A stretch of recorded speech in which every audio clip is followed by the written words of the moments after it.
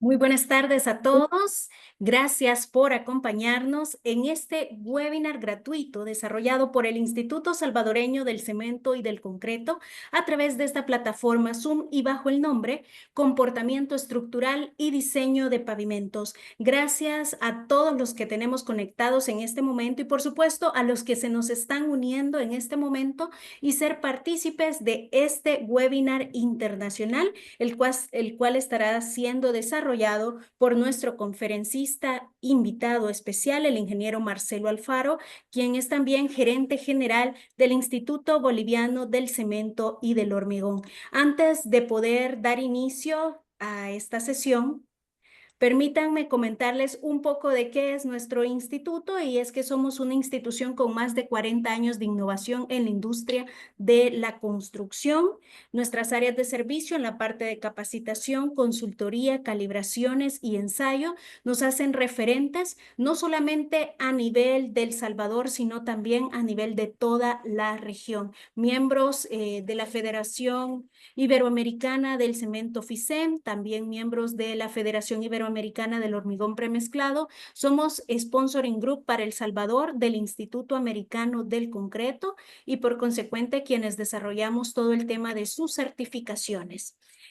Antes de dar paso a parte del seminario y más de otras indicaciones, nos complace presentar a nuestra directora ejecutiva, la arquitecta Carla Benítez, que está con nosotros y quiere dar unas palabras de apertura de este webinar. Adelante, arquitecta. Gracias, Iliana. Muy buenas tardes a todos. Un placer saludarles en esta tarde de jueves.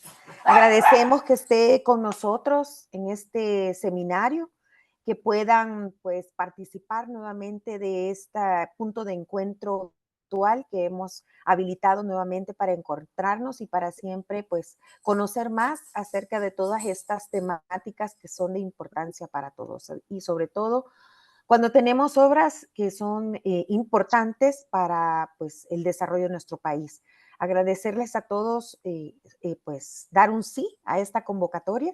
Tenemos mayor número de eventos, sobre todo pues la cumbre de urbanismo y de construcción vertical que vamos a estar desarrollando a finales de mes de abril, desde ya invitados, y el Congreso de cemento y concreto que se va a realizar a principios de julio. Así es que tenemos dos eventos muy interesantes, importantes, en los cuales podemos compartir, pero ya de forma presencial, para poder tener una mayor conocimiento sobre también lo que están haciendo los desarrollos en la capital y en el centro histórico, en el cual va a estar enfocado esta cumbre de urbanismo que vamos a desarrollar para todos ustedes. Así es que muchísimas gracias, feliz tarde y los dejo pues con el ingeniero Marcelo Alfaro, director del Instituto del Cemento y del Concreto de Bolivia, quien amablemente aceptó nuestra invitación para poder hablar sobre los pavimentos de concreto. Muchísimas gracias, ingeniero.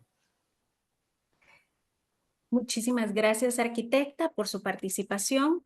Nos complace también presentar a nuestro conferencista de esta tarde, el ingeniero Marcelo Alfaro, quien estará dictando esta ponencia. Permítanme presentarle su hoja de vida. Él es el ingeniero Marcelo Alfaro, ingeniero civil por la Escuela Militar de Ingeniería Mariscal Sucre en La Paz, Bolivia, máster en ingeniería por la Brantford University de Inglaterra. Cuenta con certificaciones del Instituto Nacional de Carreteras de Estados Unidos y del Instituto Americano del Concreto ACI. Ha desarrollado numerosos cursos de pavimentos y concreto, expositor en varios congresos, seminarios y cursos internacionales en Latinoamérica y Estados Unidos. Cuenta con más de 20 años como gerente general del Instituto Boliviano del Cemento y del Hormigón, IBCH por sus siglas, trabajando en las áreas de diseño y asesoramiento técnico en numerosas obras de pavimentos rígido y suelo cemento en Bolivia. Asimismo, junto al instituto, ha desarrollado el software DIPAV para el diseño de pavimentos y certificado a profesionales en toda Latinoamérica a través de los programas del Instituto Americano del Concreto ACI. Nos complace porque incluso a través de su colaboración, nosotros el año pasado estuvimos impartiendo por primera vez en El Salvador la certificación ACI como supervisor especializado en obras del concreto. Así que quedan en muy buenas manos, invitarlos a estar atentos, a hacer sus consultas, ya sea a través del chat o a través de sus micrófonos. Al final de esta sesión también tendremos un espacio de preguntas y respuestas para todos los que nos las quieran hacer en este momento y también una breve encuesta para que ustedes nos puedan apoyar a continuar mejorando todas nuestras acciones formativas aquí en El Salvador y, por supuesto, futuros eventos en los que ustedes se nos pueden unir de manera virtual desde cualquier parte del mundo. Así que con esto dejo de compartir mi pantalla nuevamente, encantados de que estemos reunidos en esta jornada técnica e invitarlos a participar y estar atentos. Dejo de compartir mi pantalla, ingeniero, y quedamos con usted. Muchísimas gracias, Iliana y Carla, por la acogida. Excelentes amigas, muchas gracias más bien por invitarme. Yo soy el agradecido para poder participar y comentarles de unos temas que confío en que vayan a ser del interés de todos ustedes y que podamos tener una conferencia que sea interesante y además que les abra un poquito la mente en algunos aspectos que hacen a los pavimentos de concreto, ¿no? Bueno, concreto igual hormigón. En Bolivia utilizamos la palabra hormigón y no estoy muy acostumbrado a concreto, entonces, por favor, cuando diga hormigón es concreto. No es una hormiga grandota, como me dijo ya un ingeniero en cierto congreso. Pero bueno, arrancamos entonces con el tema. Nuevamente agradecer su participación y por un tema de orden, la participación está un poquito larga, pero les aseguro que aburrida no va a estar.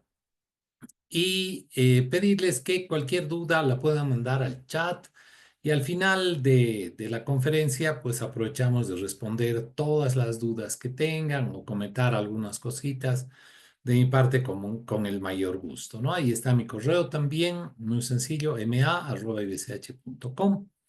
Y damos inicio entonces a la presentación. Como es habitual, siempre vale la pena mirar un poquito hacia la historia. El primer pavimento rígido, por lo menos en América, en Estados Unidos en este caso, fue en Court Avenue en el año 1891. Ha sido el pavimento más antiguo en América, aunque en Escocia hay quien dice, no, nosotros lo hicimos primero y tienen otro pavimento más. Bueno, este continúa en operación, si bien solo para vehículos pequeños.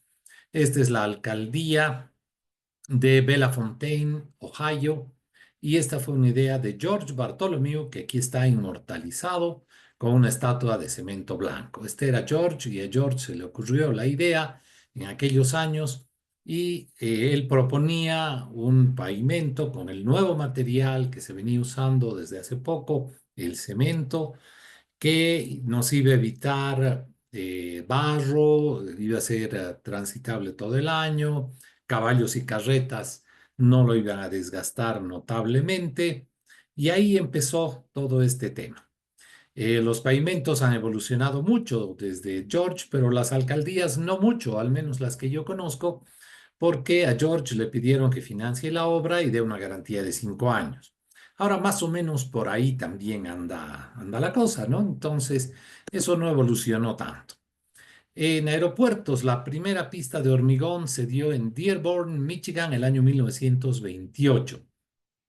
Para esos años, este era el tráfico, estos eran los aviones, las aeronaves que solicitaban el pavimento, muy ligeritas, aterrizaban sobre hierba en aquellos años y bueno, a alguien se le ocurrió 15 centímetros, ya que les fue bien en algunos experimentos. Bueno, pues este fue el primer pavimento para aeronaves más bien bastante ligeras.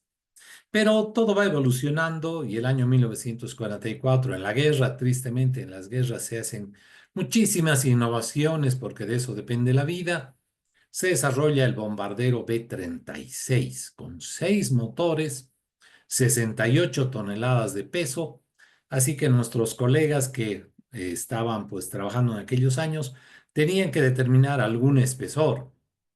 Y como dicen siempre los ingenieros, es mejor que sobre a que fa falte. Aquí tenemos un ingeniero pues con un pavimento hasta casi la cintura.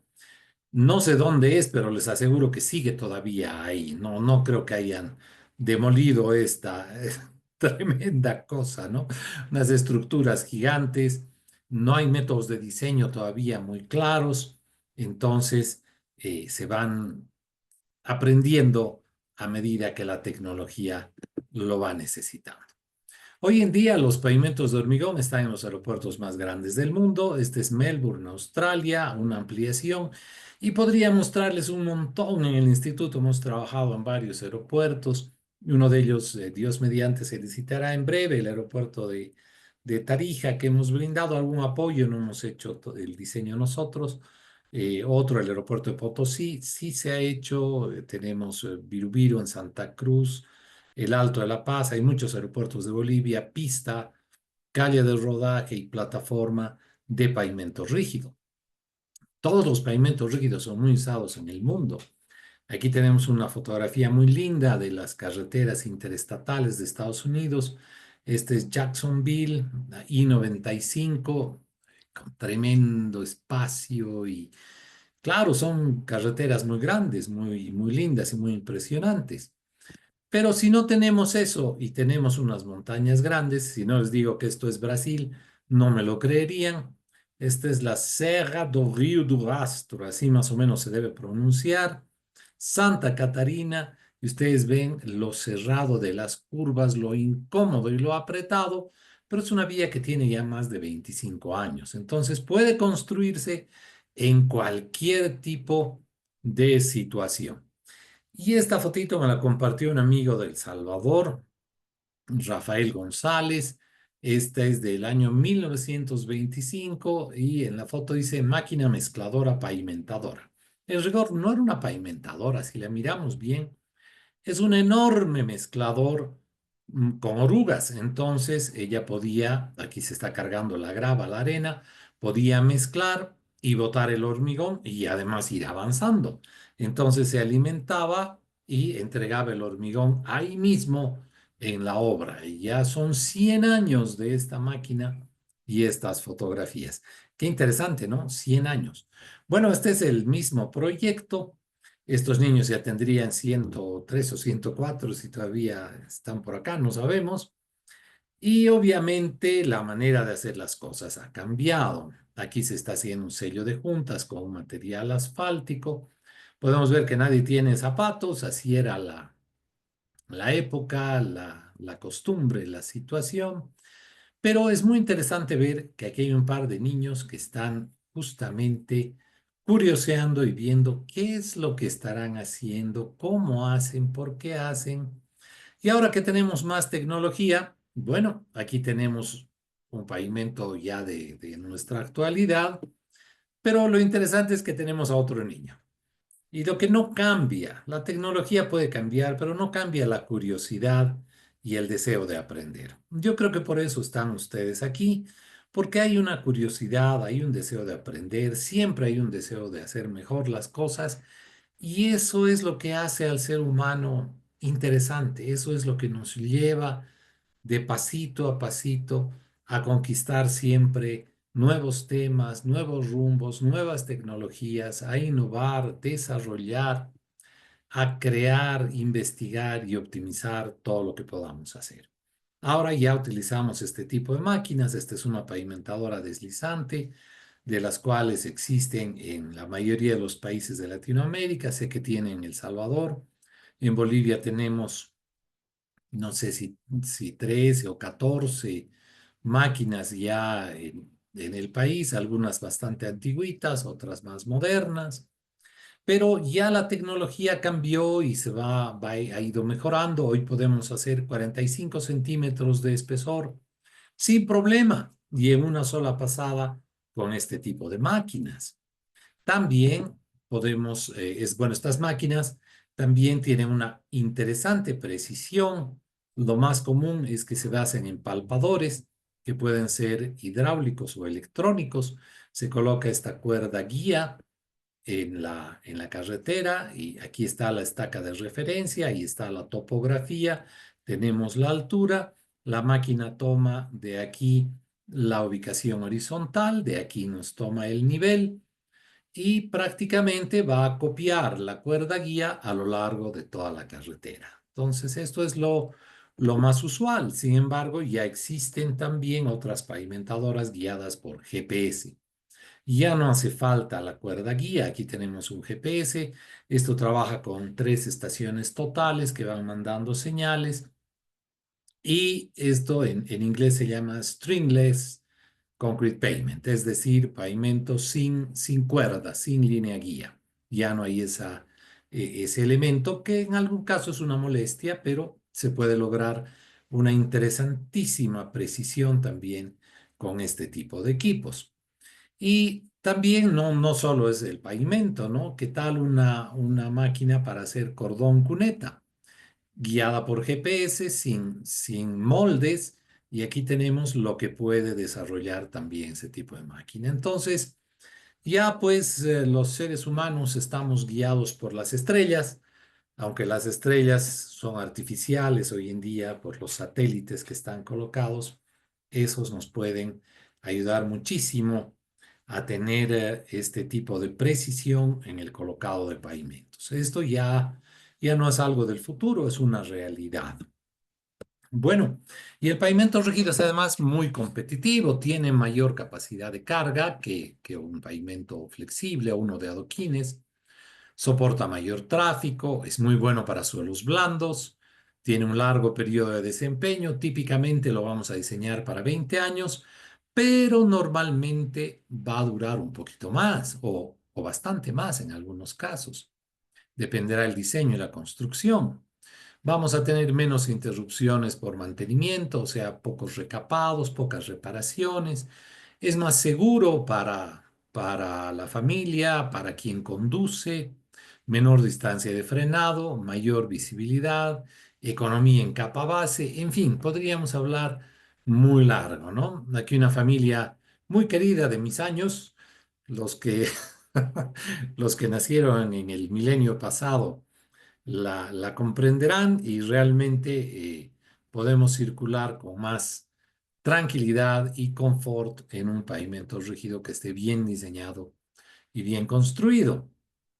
Para aquellos que no son mucho del rubro, poquitito, muy poquito de nomenclatura, un pavimento rígido puede tener un cordón cuneta o una berma atada o no atada también. Estas las vamos a llamar barras de unión, son las que unen la junta longitudinal, son barras corrugadas para que las losas no se separen. Y en las juntas transversales tenemos otro tipo de barras que las llamamos pasadores, pasajuntas y en algunos países las llaman dowels. Estas son para transferir carga entre las losas. Estas son de acero liso, más bien gruesas y estas son corrugadas. Así el sistema se amarra y trabaja en conjunto. Otros temas importantes que vamos a tocar serán el espesor, el tipo de capa base o subbase que vamos a utilizar y obviamente las características propias del pavimento.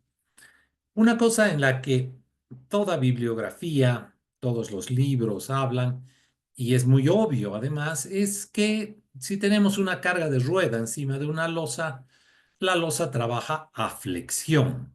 Es un elemento muy rígido en comparación con las capas inferiores, de manera que esa losa pues soporta la carga a la flexión. Ella solita lleva muchísimo de la carga, de manera que transmite poca presión a la capa inmediatamente inferior, que puede ser una capa base, puede ser una subrasante en el caso de pavimentos de bajo nivel de tráfico. En fin, hay poca presión. Si lo vemos de este lado, eso se entiende muy bien. Pero ¿qué pasa si yo lo veo en una sección transversal? Longitudinalmente, se entiende muy bien. Pero aquí resulta que la rueda pesada está justamente sobre el borde de la losa. Situación que se puede dar muy normalmente, de manera que aquí ejercerá una gran presión. Aquí tiene donde transmitir carga, pero hacia el otro lado ya no. Si hay una berma de asfalto, aquí se quedó. Entonces, la máxima tracción se dará en la esquina del pavimento que viene a ser la parte más débil. Entonces, si ya entramos en el aspecto del comportamiento estructural de los pavimentos y podemos ver que en esta zona yo puedo tener la máxima tensión, pero aquí le puse entre paréntesis siempre y cuando exista un apoyo completo. Si la losa no está completamente apoyado y para adelantarme un poquito, no está completamente apoyada, la tensión puede darse en otro lugar. Entonces puede ser aquí, pero también podría no ser exactamente en esta ubicación. Ahorita lo vamos a ver. Si esa es la situación más crítica, entonces puede darse este tipo de falla, una fisura en esquina. Si se da la fisura en esquina de la losa, esto se da por fatiga del material, porque la fatiga son las repeticiones de carga y tantas veces va el cántaro a la fuente que se rompe. Tantas veces pasa la carga por una esquina que es débil, que por ejemplo, si no tiene los pasadores y tiene carga muy pesada, la zona más débil, la más solicitada, la que tiene la mayor tensión, termina rompiéndose. Entonces, ese es el comportamiento, parte del comportamiento. ¿Qué podemos hacer para evitar esto? ¿Qué tal esta idea? Le ponemos una berma de hormigón o un sobreancho. Entonces, si el vehículo circula un poquito alejado del borde, la tensión en el borde, en la esquina, baja. De manera que yo puedo o reducirle el espesor un poquito a la losa en función de la tensión, o me va a dar menor tensión y por tanto tendré mayor durabilidad. Interesante, entonces basta con un pequeño sobreancho. ¿Y cuál es el efecto de ese sobreancho y cómo lo materializamos? Por ejemplo, esta es la avenida Cantutani en La Paz, que es un white topping, se colocó sobre un asfalto antiguo. Y aquí tenemos unas barritas de acero y un cordón solidario, es decir, el cordón está unido a la losa a través de estos ganchos. Entonces, eso quiere decir que la rueda no tiene cómo pisar el borde a menos de que se suba al cordón. Además, el conductor no debería pues ir golpeando esto, se dará un pequeño margen, así que la tensión es menor. Esto es muy fácil de hacer, no cuesta gran cosa y mis pavimentos urbanos los puedo diseñar mejor. Así que les paso una recomendación. ¿Y cuánto significa la tensión? Fíjense que aquí tengo una rueda, aquí está la berma y aquí estoy a la distancia del borde de cero. Es decir, si la rueda pisa el borde libre, La tensión para ciertas condiciones, este es un modelito, aquí está la deformación y la tensión está en barras. La tensión es de 1.65 megapascales. Si la rueda se aleja apenas 15 centímetros, está en 1.25 más o menos. Qué interesante. Me alejo 30, está en 1.05. Me alejo 45 centímetros, está más o menos en 0.90. Me alejo 60 y bueno, baja un poquitito, pero y más allá de 0.60 ya no es relevante. Entonces, qué interesante que lo ideal sería alejar la rueda 50 centímetros y esto rebaja bastante las tensiones en la losa. Entonces, deberíamos pensar en lo que llamamos un sobreancho monolítico. Voy a bajarle el volumen a esto un poquito, solo es maquinaria. ¿Cómo se hace ese sobreancho monolítico? Este es un pavimento que se construyó hace ya casi 20 años y este es un molde que tiene las dimensiones de un sonorizador longitudinal. Ahora van a ver ustedes cómo se construye un sonorizador longitudinal en tiempo real. Tenemos el molde, las dimensiones las hemos obtenido del Departamento de Transportes de Nueva York, son casi estándar, pero la manera de hacer las cosas es más latinoamericana. Así se hace de una manera bien sencillita y muy práctica. En Estados Unidos tienen grandes maquinarias. Aquí tenemos dos amiguitos que están poniendo un molde porque el hormigón está en fresco y estamos haciendo un estampado. ¿Qué les parece la idea? Una martilladita y el sonorizador está listo. Después se levanta el molde y se van a la otra losa. Nuestro diseño son sonorizadores no continuos.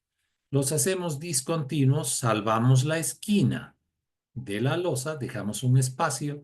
Estas losas en aquellos años tenían 4.5 metros de longitud y los sonorizadores tenían unos 50. Entonces, cada unos 50 teníamos espacios para estos sonorizadores. Así, la zona más crítica, la esquina, no tiene estas pequeñas hendiduras. El espesor son 8 milímetros. ¿Han visto lo sencillo que es? ¿Cuánto cuesta? Prácticamente nada, no cuesta nada. Pero los invito a visitar el YouTube del IBCH. Si ponen en YouTube IBCH Bolivia, van a encontrar el testimonio de un ingeniero estructural, muy buen ingeniero, amigo, que se durmió justamente en una zona de esta carretera. Esta carretera tiene 400 kilómetros en pavimento rígido. Está entre Santa Cruz y Puerto Suárez. Va hacia la frontera con Brasil y son rectas, es la Amazonía, son rectas muy largas. El hombre se durmió y esto le salvó la vida. Vibró, sonó y él se recuperó. Entonces acabamos de ver el motivo estructural para poner esto. Aleje la rueda del borde, baje la tensión, pero el otro motivo es la seguridad vial. Hemos dicho de que los pavimentos rígidos pueden ser más amigables, pueden ser más seguros y efectivamente lo son. Y este ingeniero pues se salvó. Una cosa es que tú digas, esto reduce accidentes. Y yo lo digo, esto reduce accidentes de vehículos que se salen de la vía. Pero cuando alguien te lo cuenta y se le mueve además el corazoncito de saber que se salvó gracias a un dispositivo de ingeniería. Ah, no, pues esto he dicho, hay que proponerlo siempre en todas las conferencias, que más gente lo use. Si podemos dar mayor seguridad a un costo prácticamente de cero, ¿cómo no hacerlo? ¿Cierto? Bien, entonces hagamos esta cruzada. Los invito a construir pavimentos rígidos con un pequeño sobreancho, por lo menos 50 centímetros, y poner estos sonorizadores. En el YouTube está un poquito más de información. Bueno, ahí está otra parte, el comportamiento estructural de los pavimentos que estamos viendo hoy. Ahora vamos a ver el tema de la transferencia de cargas, ¿ya? Aquí tenemos una rueda, aquí tenemos una losa anterior, losa posterior. A propósito, hemos dibujado las losas como que están separadas entre sí. Típicamente debería haber una barrita acá. y ha llovido, el sello se nos perdió, como ocurre muchas veces, y aquí abajo hay agua. Entonces la carga se acerca, llega a la primera losa y la losa se deforma, se deflecta por el efecto de la carga, el agua pasa un poquito por debajo, es empujada a la siguiente losa, un segundo después la carga pasa de la losa anterior a la posterior, está en ambas, apoyada en ambas en este momento, y parte del agua se sale por la junta sin sellar. Y otra parte, como esta ya se deformó, empieza a pasar hacia la losa anterior. Sale la rueda, algo más de agua termina de salir, pero esta losa que se había deformado al salir se levanta bruscamente. Al levantarse bruscamente esta rueda de esa deflexión, de ese impacto que ha recibido, pues produce un efecto de succión aquí abajo. Y esa succión hace que los finos se metan aquí donde está la losa anterior.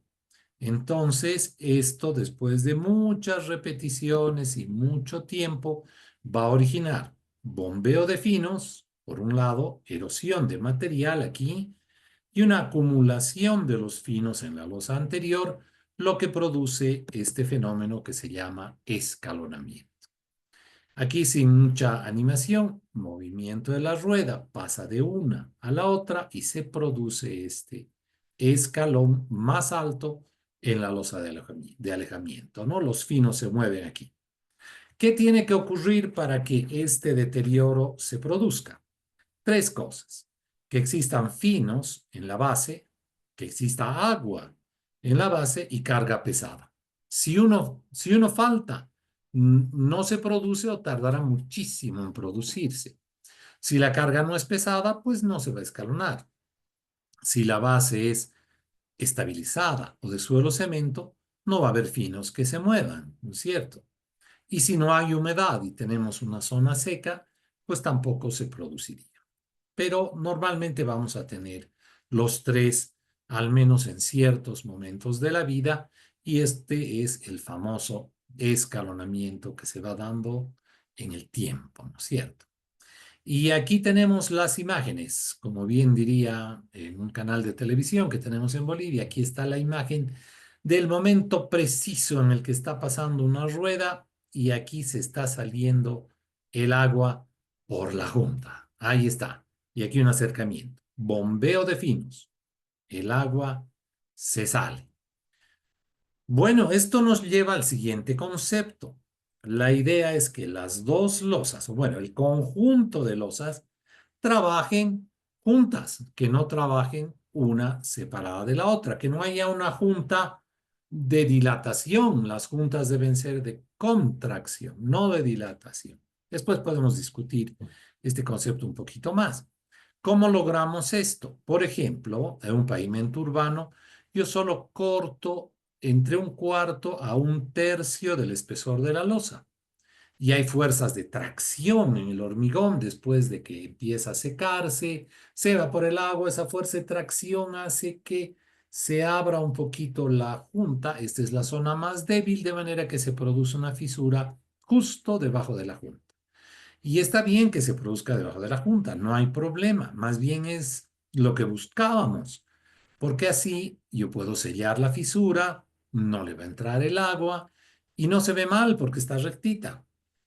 Si no hacemos este corte, va a aparecer una aquí al lado de forma caprichosa y que después se va a desportillar y va a quedar feo. Entonces, este es el motivo por el cual se cortan las juntas. Y aquí se sacó un núcleo. Y aquí podemos ver el núcleo y vemos que ha habido un corte. Aquí está el corte, un cuarto, el espesor de la losa. Y tenemos que, alguien está con micrófono, perdón, tenemos los agregados, ¿no? Cuando esto se produce en edad temprana del hormigón, la fisura pasa por la pasta, nada más.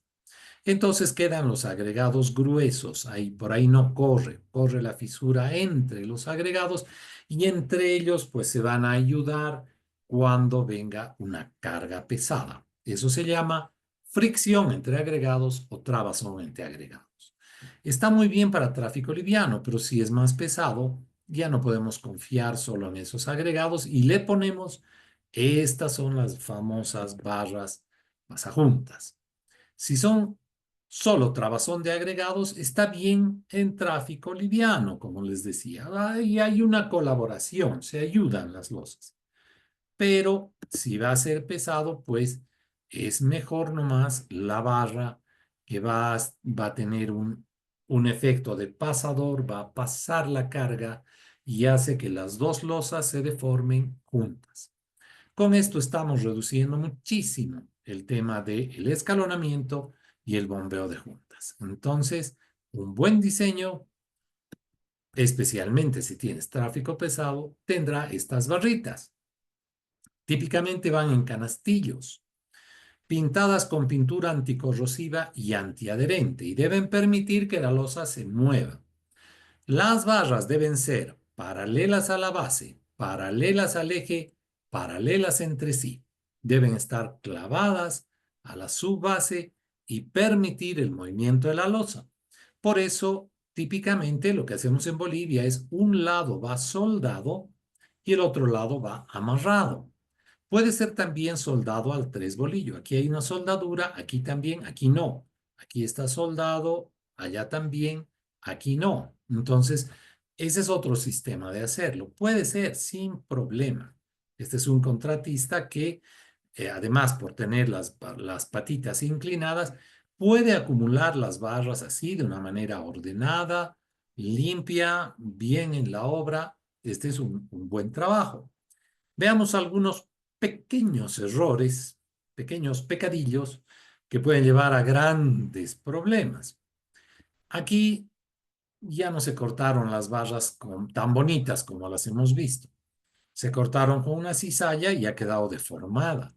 Si hay esta deformación, hay un anclaje en la barra y no se permite el movimiento de la losa. Entonces, estas barras están rechazadas. Fisura probable porque se va a amarrar la junta. Lo que debería ser débil está muy fuerte. Esto no es en Bolivia, es un cierto contratista que me comentó que vio este canastillo en Bélgica. Y dijo, he traído a mi país la tecnología de Bélgica, pero no la ha copiado entera, ¿no? Porque yo les aseguro que en Bélgica todo está rectito. En cambio, él la tenía un poquito chueca. Aquí podemos ver cómo las barras están por todo lado, unas adentro, otras afuera. Y si miramos con mucho detenimiento, este está un poco chueca en relación a la otra. Entonces, hay canastillos innovadores y algunas innovaciones no están muy bien. Este es otro que tiene otro sistema para armar esos canastillos y los transporta de manera ligeramente desordenada. Así los descarga en la obra, ojo, ya se le cayó uno por ahí y no está ni bien soldado ni bien amarrado, y en la obra están así tirados por todo lado, y más bien que el supervisor se dio cuenta y está haciendo sacar uno que se le cayeron las barras. Entonces el canastillo debe ser firme.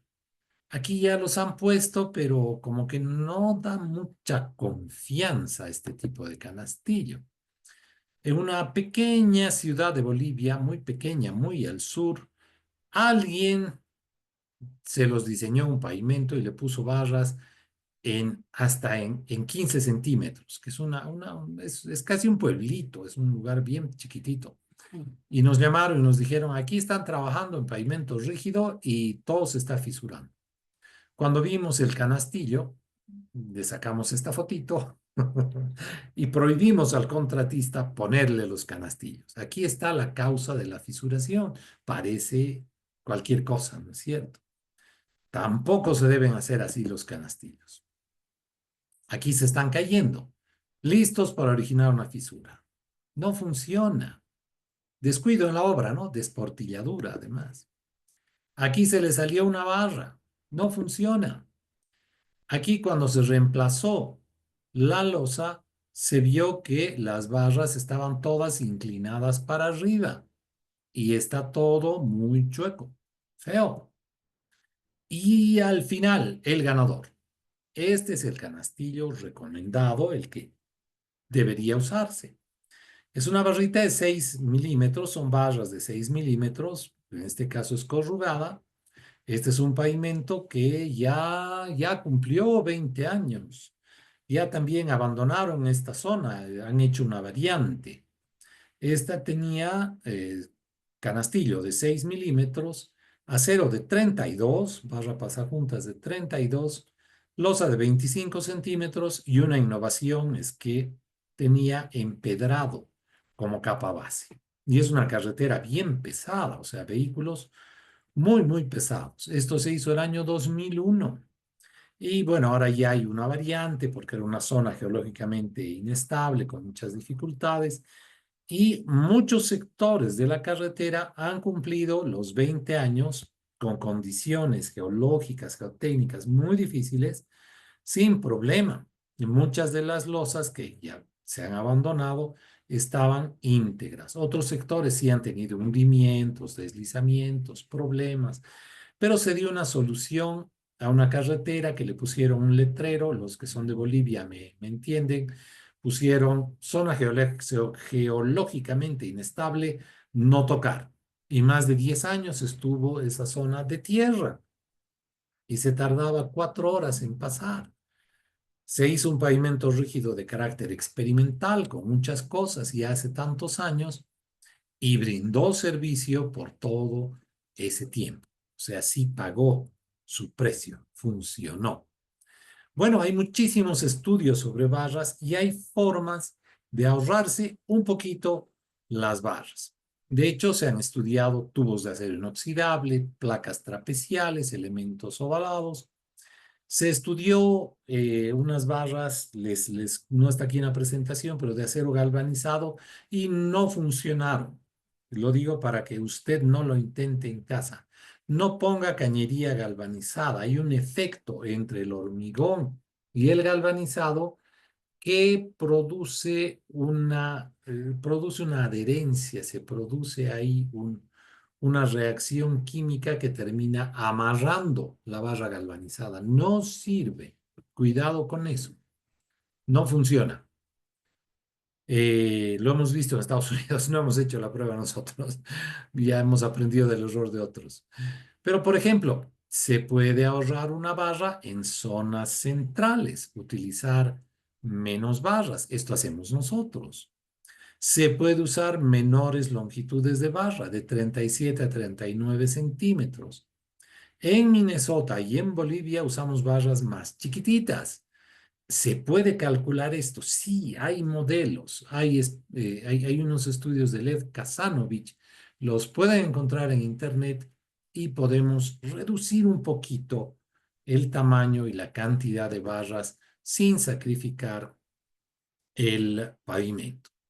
Pero además seguimos todavía con el tema del bombeo, o sea, podemos darle transferencia de carga a las losas y van a trabajar juntas y les irá mejor. ¿Y qué de la base? ¿Qué hacemos con la capa base? Bueno, podemos hacer una base mejorada, una base estabilizada o una base de suelo cemento.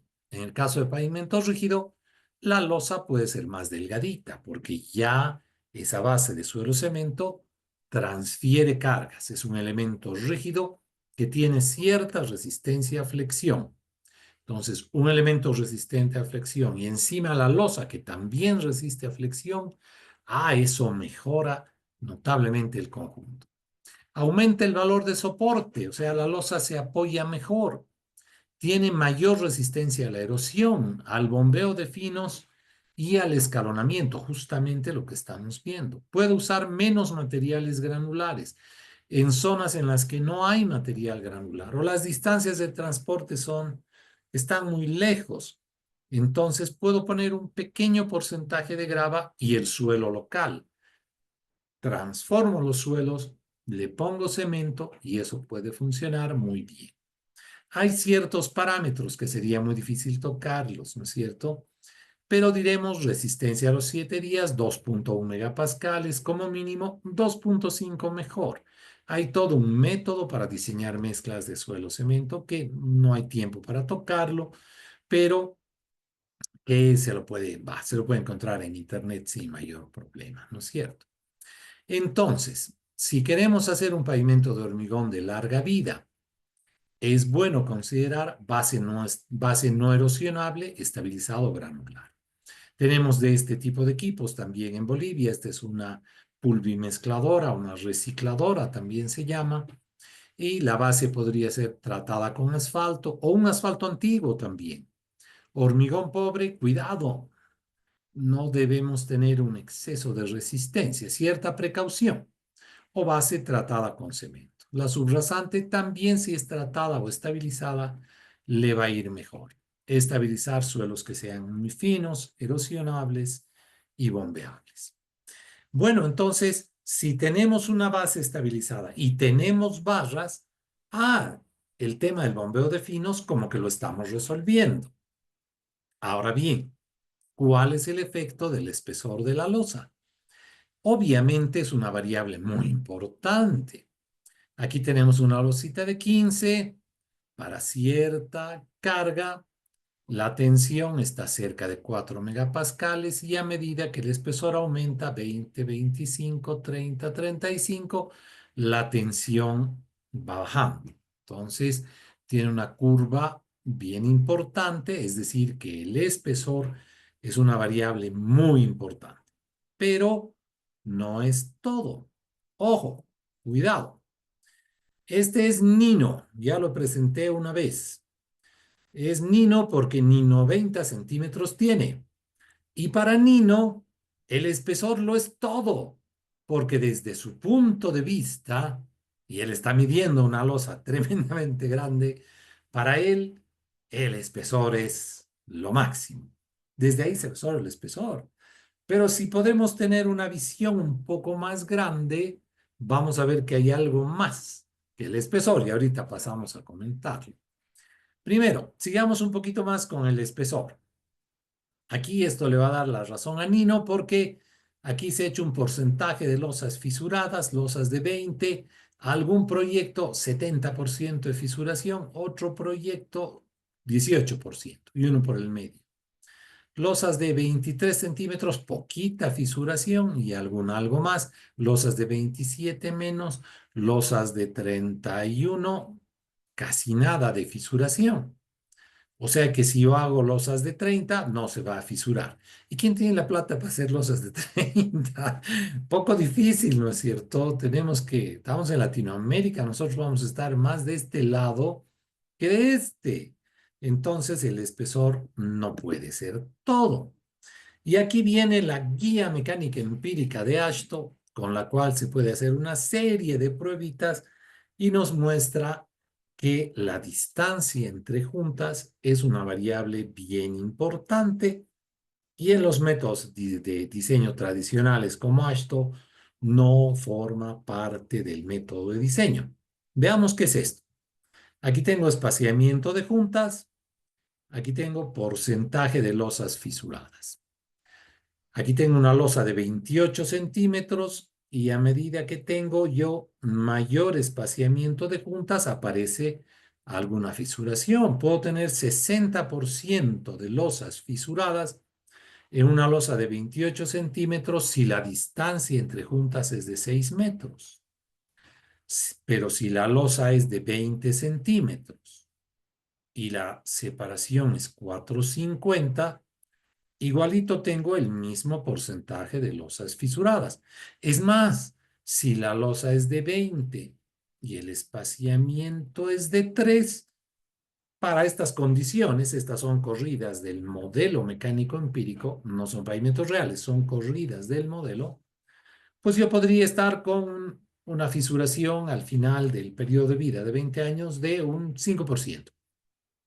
Caramba, entonces el espesor no lo es todo. El espaciamiento entre juntas juega un papel muy importante desde el punto de vista de tensiones, deformaciones que al final se van a traducir en deterioro de pavimentos. Ajá.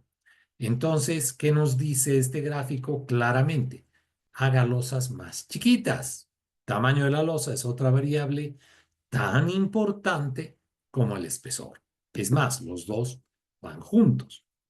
Y como si eso fuera poco, vamos a complicar el panorama para aquellos que no conocen mucho esta interesante variable. La vamos a complicar con el tema del alabeo constructivo. ¿Qué es el alabeo constructivo? Es un fenómeno relativamente poco conocido. En rigor, nosotros ya somos viejos amigos de este fenómeno. Y es bien importante considerar que la metodología constructiva, cómo construya yo el pavimento, o reduce el alabeo o aumenta el alabeo. Ya en inglés es built-in curling o warping, tienen dos palabras. Pero built-in es porque está inmerso dentro de la losa. De todos modos, lo hemos traducido como alabeo constructivo porque consideramos que refleja aspectos de la construcción inicial. En Bolivia nos hemos encontrado con esto. Las puntas quedaron para arriba y podíamos medir tirando una lienza de una esquinita a la otra con una cuña o con el software Proval, que es un software de evaluación de pavimentos. Aquí está el año en la fotografía, que bueno que pusimos, ¿no? El 2007 estamos haciendo estas mediciones y esto puede realizarse en pavimentos que se han construido bien, ¿no? Si es un pavimento que está muy así, a lo mejor no va a reflejar muy bien esta medición de alabeo, pero si se hizo con pavimentadora, con cuidado, entonces hay que medir muchas losas y en nuestro caso hemos encontrado que permanentemente las puntas quedaban para arriba. Esta, les doy el nombre, incluso una carretera donde hubo muchos problemas, aquí está el 2006. A causa de esta carretera se realizaron esas mediciones. Encontramos que hicimos una visita a la obra, había una fisuración longitudinal y yo llevé una reglita de 30 centímetros y podía colocarla entre la losa y la base. Lo primero que uno piensa es un asentamiento, se ha despegado. Visualmente se ve que la losa está por encima, despegada de la base. 30 centímetros de regla y después se pudo poner un poquito más entre la base y el pavimento. No podía ser. Pero mediciones topográficas evidenciaron alabeo constructivo, excesivo y permanente, medido desde el año 2006 en Bolivia. Y aquí está un tramo de esa carretera con fisuración longitudinal. Alabeo y fatiga. Podría ser otra causa. Se pavimentó en ancho completo y cortaron mal la junta longitudinal. Bueno, en ese caso la fisura se produce aquí bien cerquita. Aquí está al medio. Si es media luna, empieza aquí, corre y después vuelve al otro lado. Eso es un asentamiento. Aquí era en el centro y larga, larga. Y hemos sabido de otros pavimentos en otros países en los que se ha dado algo parecido. Entonces, este es un alabeo constructivo que se define como la curvatura permanente, permanente, todo el tiempo, sea hacia arriba o hacia abajo de las losas de hormigón y se produce durante el fraguado y endurecimiento del hormigón. Durante, ¿cómo es eso? Expliquemos el tema. Bueno, para aquellos que no han estado en Bolivia, los invito cordialmente a que nos visiten. Para facilitar el turismo, tenemos el aeropuerto en la ciudad de La Paz a 4.000 metros sobre el nivel del mar, entonces no tienen que bajar mucho, ya le pusimos el aeropuerto al lado, el avión aterriza, ustedes bajan. Si son de la selección de fútbol, se van a quejar de la altura. Si es gente normal, no pasa nada, se toma un matecito de coca y estamos bien. No es para tanto, ya nosotros vivimos, jugamos, y yo hago natación y es 4.000 metros, no pasa nada. Además, la ciudad está a menitos, bajan a 3.500 y ahí estamos, tranquilos. Pero para los pavimentos rígidos, pues hay una evaporación más rápida. No se pueden tomar un café a 100 grados como lo hacen en El Salvador. Ahí uno se quema porque yo me quemo porque no estoy acostumbrado a una temperatura tan alta. El agua hierve a 80 grados porque la presión atmosférica a esta altura es menor. Entonces se evapora muy rápido el agua del hormigón. Esto nos habla de que va a haber una retracción mayor y encima de día tenemos una temperatura agradable, 24, 23, 25, creo que el récord es 27. Y en la noche podemos estar 2, 3, 5. En invierno, -5, -8. En el altiplano, -15. Entonces hay un gradiente térmico feroz entre el día y la noche. De día muy calientito, de noche congelado. Y es una zona que tiene alta radiación solar, además. Entonces, si nosotros hemos podido hacer pavimentos rígidos en un clima tan complicado, pero claro que se puede hacer en otros lugares con mucha mayor facilidad. Nuestro alabeo debe tener un récord, ¿no es cierto? El de ustedes seguramente será menor, pero siempre se presenta en mayor o en menor grado. Depende de varios factores que vamos a hablar enseguida y es variable. Las zonas húmedas de Bolivia, Bolivia es menos de un tercio altiplano, altura y montañas. Una parte importante son valles, donde hay muchas frutas. Hay una ciudad hermosa que se llama Cochabamba. Casualmente yo nací ahí. Y ahí es un paraíso, ¿no? Es un vergel con un clima estable, nunca hace mucho frío ni mucho calor. Hay muchísimas frutas, granos, se producen muchas cosas. Es una ciudad muy linda y después descendemos a la Amazonía. 2 tercios casi es Amazonía, 300 metros sobre el nivel del mar, húmedo, jungla, muchos animales. Es un país muy variado, muy, muy interesante. Así que en estas zonas húmedas, en la Amazonía, al ladito de Brasil, tenemos valores menos significativos, pero sigue siendo negativo. Sigue habiendo las puntas para arriba, incluso en esas zonas tropicales. Bueno, además hay una variación estacional y diaria, pero el alabeo constructivo es lo más importante. ¿Por qué se produce el fenómeno? Ahora lo explicamos para aquellos que no lo conocían. Vaciamos una losa de hormigón y esta losa se vacía temprano en la mañana. Todos somos trabajadores, los ingenieros somos todos madrugadores. eh, Dependiendo del lugar, 7, 8 de la mañana estamos en la obra, vaciamos el hormigón y el hormigón toma 4, 5, 6 horas en fraguar y mientras tanto le llega el sol. Y el sol en El Salvador es feroz, ¿no es cierto? En todo Centroamérica hace un calor bárbaro. Entonces el hormigón está muy caliente. Yo puedo poner aquí unos sensores de temperatura que tenemos, de hecho, lo hemos hecho, y la temperatura está muy alta aquí en contacto con la superficie y está más fresca abajo. Así está la distribución de la temperatura en el espesor de la losa. Además de que le pega el sol, el cemento ocasiona una reacción exotérmica, se calienta y eso hace que la superficie se caliente todavía más. Entonces esto está muy caliente arriba y frío abajo. Y así nace el bebé. Así nació. Así está nuestro pavimentito joven, con una carita bien caliente y con la otra carita más fría. Cachete le decimos en Bolivia. Cachete caliente arriba, cachete frío abajo. Así nació. Y después de que nació, va a empezar a enfriarse. En algún momento, la temperatura de la cara superior se igualará a la cara inferior.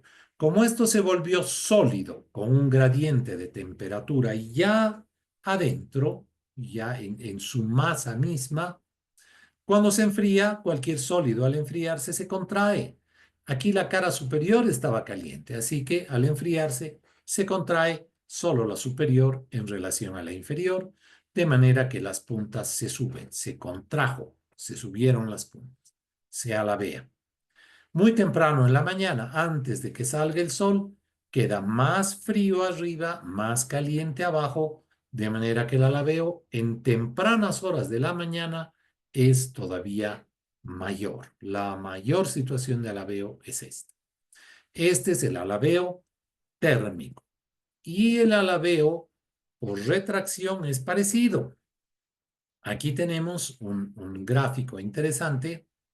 Y bueno, justo está aquí en la sala Joaquín, un ingeniero que hizo su tesis de maestría. Si bien este gráfico no es de él, este es de un libro de tecnología del hormigón. Él hizo este trabajo. Elaboramos unas probetas y dejamos que esas probetas se vayan contrayendo. Y se pudo medir después de varios días cómo se contraía este hormigón. Y hemos hecho exactamente esto. Después las hemos llevado al agua y se produjo una recuperación. Es decir, que el proceso de retracción del hormigón tarda mucho tiempo, porque aquí se está secando, secando, secando, secando. Pero algún momento, si yo saturo la probeta, rápidamente recupera. Y si la vuelvo a secar, vuelve otra vez a producirse una curva parecida. Entonces hay dos retracciones. Hay una que es reversible, es decir, que depende del grado de humedad del hormigón. Y otra que es irreversible, es decir, lo que se contrajo, una parte nunca más se recuperará. Muchos autores dicen que esto varía con el curado y yo les creo porque con un buen curado los granitos de cemento se hidratan, se entrelazan y me dan mayor resistencia. Si hago un mal curado, muchos granitos se van a quedar ahí sin hidratarse.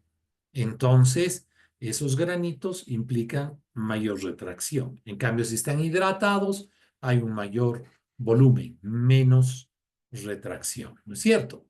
Bueno, tengamos en mente entonces de que si hay un hormigón mojado, la retracción es más pequeña.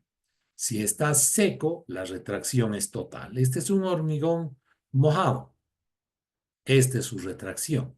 Y un hormigón seco tiene la retracción total. Pregunta, en un día soleado ustedes caminan por el campo, levantan una piedra, ¿qué hay abajo? Aparte de una araña y dos lagartijas, hay humedad. Si yo levanto una losa de hormigón, ¿qué hay abajo? Humedad. Más en nuestros climas en Bolivia que son secos. Si es muy seco, arriba está muy seco. Pero si levantamos, abajo está húmedo. Por eso las plantitas crecen, porque abajo hay humedad. Entonces, aquí la humedad es la misma cuando vaciamos el hormigón.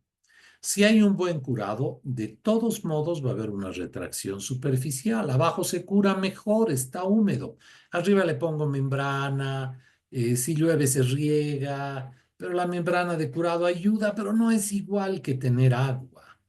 Si es mal curado, habrá mayor retracción, pero hay una diferencia de humedad que es crítica.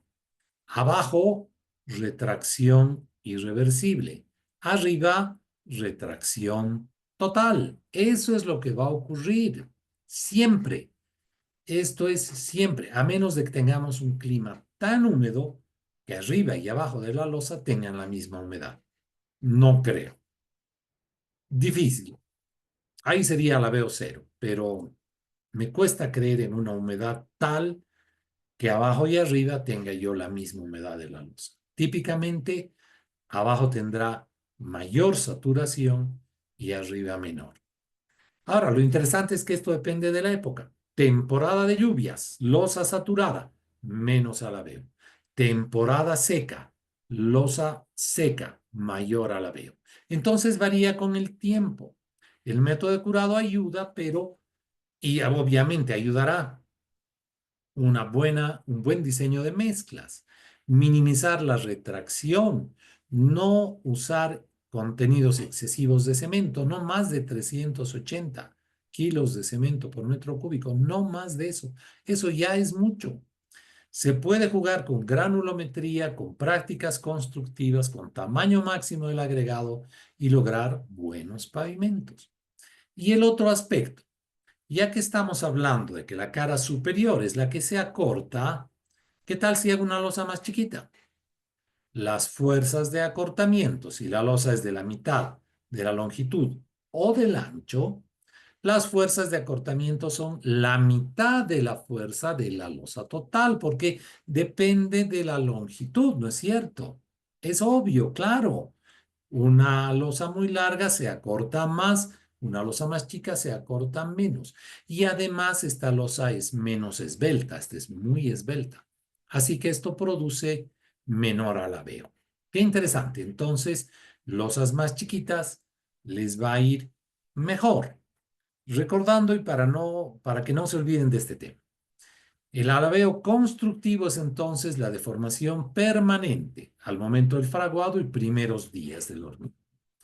Depende de la temperatura del hormigón fresco. Más caliente, más alabeo térmico. Temperatura superficial del hormigón de la losa.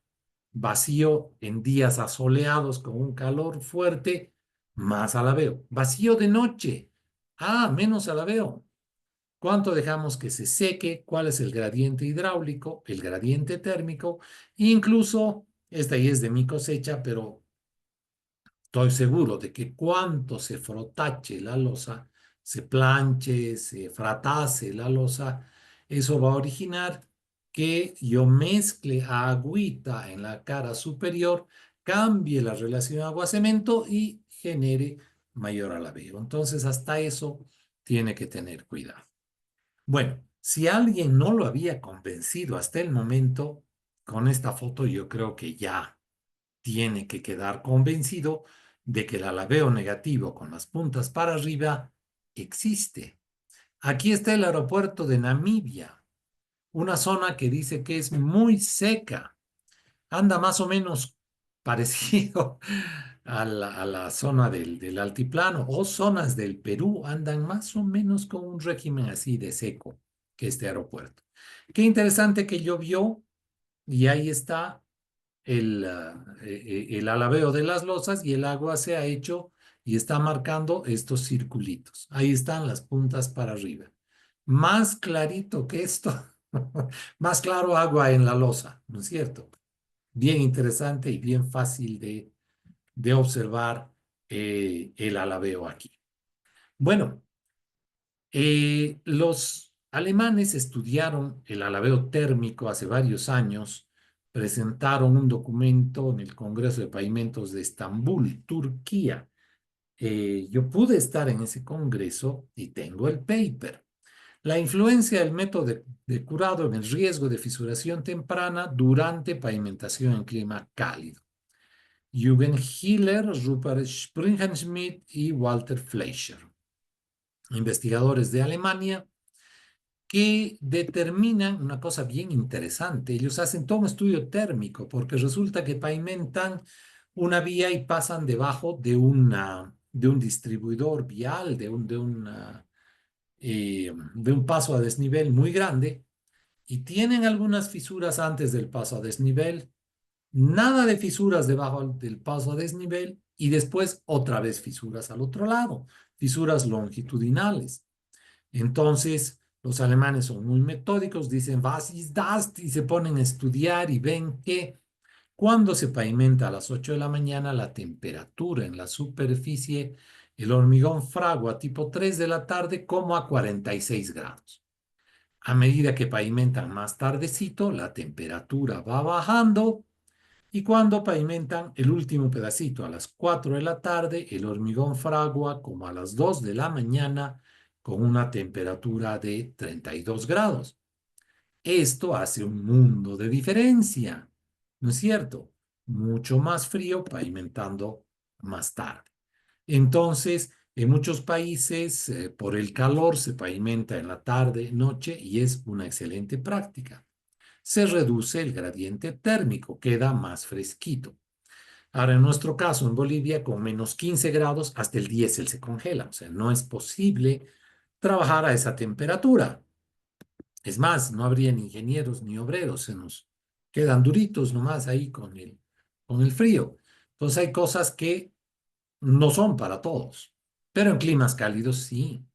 Un buen curado también va a mejorar las cosas, claro. Y aquí está en parte el estudio de Hiller y Springenschmidt y ellos ponen una serie de, unas viguitas hacen, ponen un elemento para medir el alabeo en las vigas y le ponen distintos tipos de curado, ¿no? Aquí hay un yute húmedo, hoja de aluminio, plástico, de todo, ahorita vamos a ver. Y esta viguita nada, pero en la sombra, le ponen sombra artificial. Y la que tiene un plástico que nosotros usamos a veces porque en el altiplano no hay cómo librarnos del plástico, casi 60 grados de temperatura. El plástico evita que se evapore el agua, es como soplar el cafecito. Si le ponemos un plástico a la taza de café, ahí adentro sigue caliente. Cuando te lo quieres tomar está muy caliente. El hormigón se cocinó casi a 60 grados por ponerle un plástico. Diversos compuestos de curado van bajando un poquito, no quiero entrar en mucho detalle. Aquí hay una hoja de aluminio que con la intención de reflejar los rayos del sol. Burlap es el yute, un yute húmedo, baja bastante y nada, y en la sombra es la que menos temperatura originó. Qué interesante. Entonces, otra forma sería construir los pavimentos rígidos a la sombra. Bueno, no es práctico, ¿no es cierto? Pero este estudio tiene mucho valor y justifica ampliamente el tema del alabeo térmico y la necesidad de monitorear pues las temperaturas, ¿no? Esto es igual, el 2006 ya en este proyecto que tenía sus problemas, donde en las zonas altas se había especificado poner un plástico y un geotextil. Pero estos amigos ponían plástico y geotextil incluso en zonas muy cálidas. Y aquí está lo que dice Hiller y Springenschmidt. Großen alabeo cuando se tiene un plástico. Y aquí no solo se tiene plástico, sino hasta frazadita. Esto es para evitar el congelamiento. Pero aquí se estaba produciendo o aumentándose un alabeo muy grande, que no era necesario, ¿no es cierto? Por eso, no todas las soluciones son para todos. Otro tema importante es con el coeficiente de expansión térmica que nadie lo mide. Ya se tiene un método ASTO, hay equipos, hay todo. Depende mucho del agregado grueso. Y ese coeficiente es el que va a jugar en la mañana y en la tarde. El agregado, como varíe de volumen, pues el hormigón lo va a acompañar. Eso es así. Es una variable interesante, importante, pero que no se estudia. Bueno, para medir el alveo, en Bolivia se han hecho estudios enormes. Se han medido muchos tramos, se han puesto, por ejemplo, extensómetros para ver cómo se mueve a lo largo del día. Se ha medido un año en dos carreteras, una en el altiplano, otra en el oriente. Esta es la zona oriental, húmeda, cálida, con estación total, con extensómetro, con todo. Se ha tenido diferentes temperaturas, lecturas, movimientos. O sea, se ha estudiado a niveles exagerados para determinar una característica de deformación en el altiplano, en el valle y en los llanos. ¿Esto por qué tan exagerado? Porque esta resultó ser la variable más importante para el comportamiento de las losas. Además, aquí teníamos una losita de 21 centímetros y hemos colocado 5 sensores. Muy cerca de la superficie, no estaba precisamente en la superficie, dice 0, pero estaba adentrito, a 3 centímetros, a 10, a 17 y a 21. Y así es como cambian las temperaturas en la losa. Agarremos la primera, las 0 horas, ya 12 de la noche en punto. Esta es la temperatura en la superficie y esta es la temperatura abajo de la losa.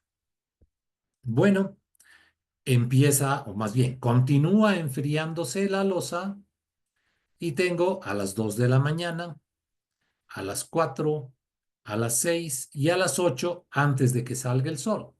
Antes de que salga el sol estamos en -2 grados, ¿no? Más o menos. Casi -1, va casi -2 grados. y la parte inferior de la losa está positiva todavía, está en un poquito más de 5 grados, casi 6. Sale el sol y pega fuerte. A las 10 de la mañana, la cara superior se ha calentado mucho, pero esta es la distribución dentro de la losa. No es lineal, es sumamente no lineal. Eso hace que la modelación de este tipo de estructura desde el punto de vista térmico sea bastante compleja. Pasan 2 horitas más, las 12 del mediodía. Listos para almorzar, la temperatura ya se fue a 16 grados en la cara superior y abajo no se ha enterado que hay sol. Abajo sigue en 5 grados. Qué interesante, ¿no? Por la tarde sigue subiendo, como se midió cada 2 horas, aquí está a las 2 de la tarde, a las 4, seguramente a las 3 estuvo por aquícito y después rebajó. La cara está bien calientita, 23 grados, uno se puede echar encima de la losa y es bien caliente, 23 grados. Y abajo empezó a recuperar a lo largo del día y subió un poquito. Después la temperatura empezará a bajar, otra vez se enfría y aquí incluso subirá un poquitito más, 12 grados. Entonces, qué interesante ver cómo se comporta la cara superficial, desde -2 a 22 grados y abajo de 5 a 10. Varía muy poquito abajo y arriba varía mucho. Qué interesante, ¿no? Así es la distribución de la temperatura en el interior de la losa.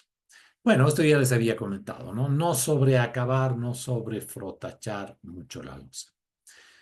Ahora, en teoría, si tengo un gradiente positivo, que por todo lo que hemos visto típicamente va a ser casi siempre negativo, pero nuestros amigos de Estados Unidos nos dicen, no, no, no, here we have gradiente positivo. Entonces, esto lo han medido allá y todos los métodos de diseño se trabajaban como si esta fuera el caso más crítico. Una rueda aquí arriba más el peso de la losa, tracción abajo.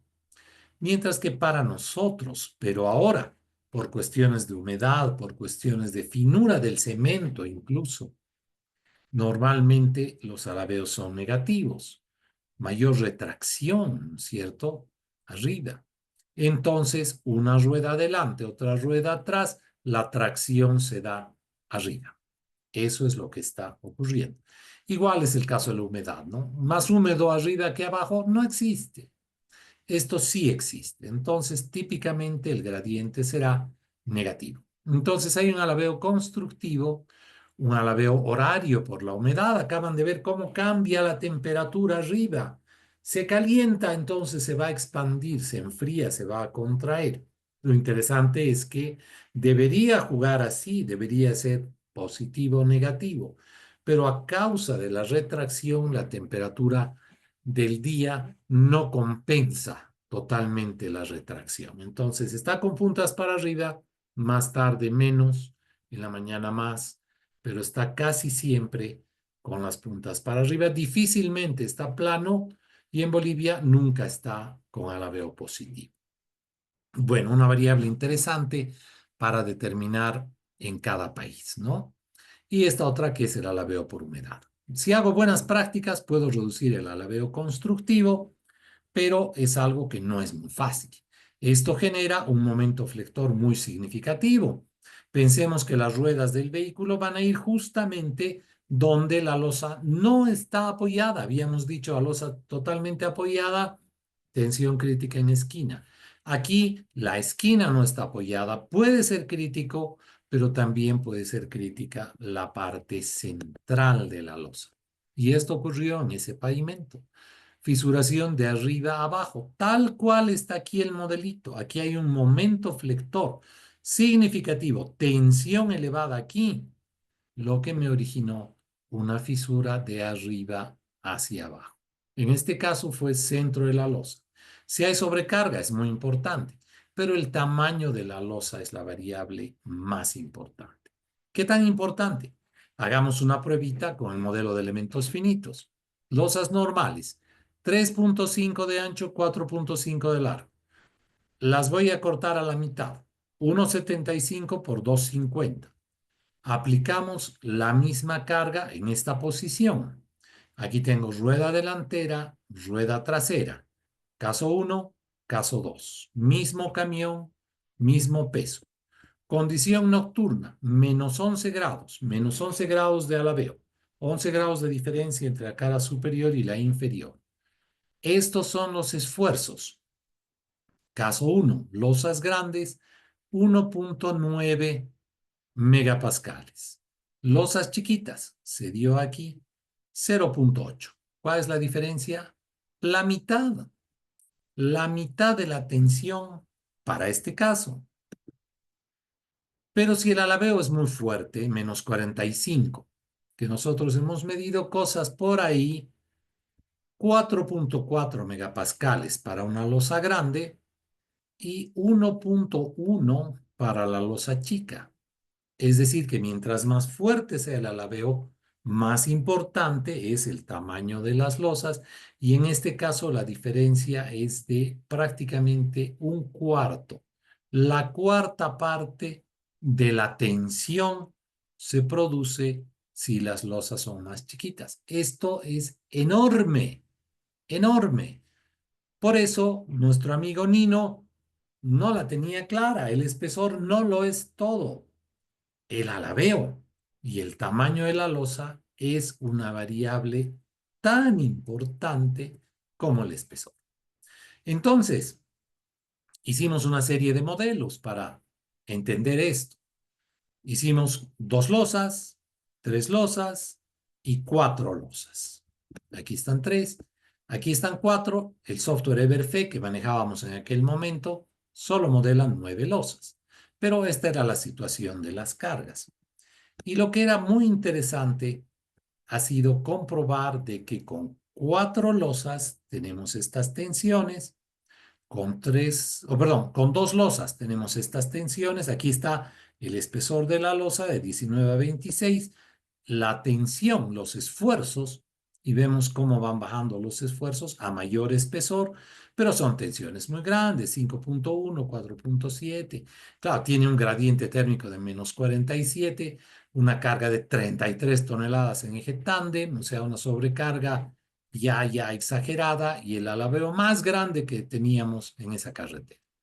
Si tengo 3 losas, baja un poquito, pero si tengo 4 losas, se bajó a 1/3 del espesor de la losa. ¿Qué ocurría? Lo que pasa es que cuando yo tengo 4 losas, solo una ruedita está ocupando una sola losa. Cada losa está en una rueda, entonces la tensión se baja un montón.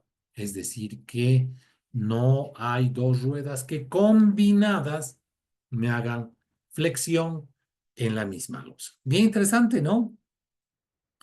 Entonces, en una losa normal puedo tener tensiones muy fuertes, ya sea en el centro o entre las ruedas.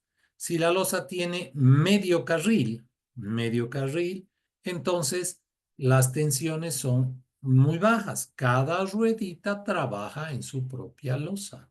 No hay una flexión combinada.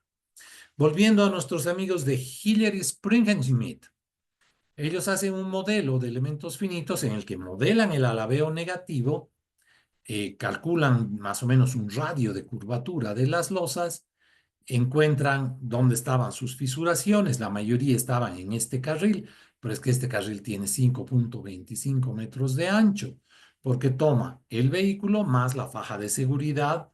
Aquí está la barrera y al otro lado hay una berma de 2,50, bien irregulares, ¿no? 5,25, 3,75, 4,25 porque tiene sobreancho, el mismo sobreancho que les he mostrado, ese concepto. Solo que aquí son 6 carriles, ¿no? 3 acá, 3 al otro lado y berma pavimentada de 2,50. Cuando las losas están amarradas, dicen ellos, modelan esta situación, se levanta mucho, el peso de una jala a la otra, esta se levanta un montón y aquí hay un momento flector que me origina la fisuración. Interesante el concepto y sí, bueno, más o menos, ¿no?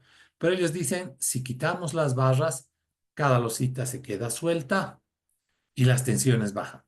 Sí, sí es cierto, pero esa barra no se puede quitar, porque si no después se va a abrir y no funciona así, no sirve el pavimento bajo este concepto. Es mejor el concepto de hacer losas de medio carril. A la mitad cambia la perspectiva, pero hay que estudiarla. Ya tenemos una gran herramienta, que es el software eSLab.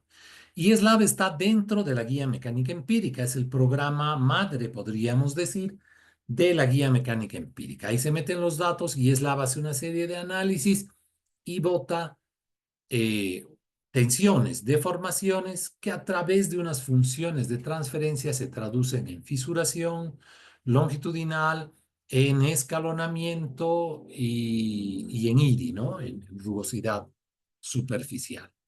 Bueno, no tenemos nosotros la guía mecánica empírica y es un elemento complejo, pero sí puedo modelar todo lo que yo quiera. Esta es una carretera de Bolivia, de hecho, este es Oruro Chayapata, en la cual aquí está la berma, aquí está faja de seguridad, y son 4 carriles en total, estos son 2 carriles, ¿no? 2 carriles a un lado, más berma, 2 carriles al otro lado.